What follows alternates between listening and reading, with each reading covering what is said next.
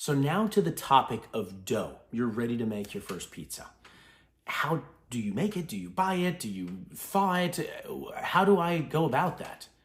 There is nothing wrong with, as you are starting out, using some frozen dough.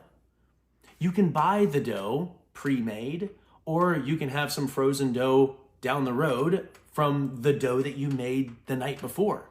Maybe you just want to do one pizza. Maybe you just need a couple. You don't need to do a full kilo.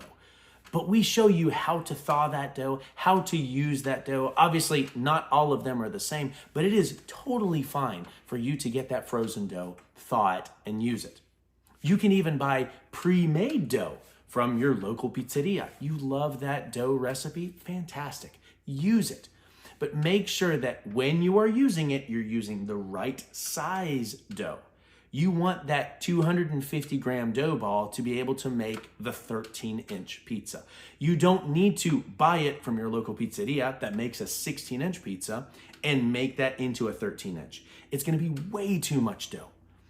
And as you get more and more used to it, check out the website. We have incredibly simple doughs that you can make right at your own house, right in your own kitchen with your kids.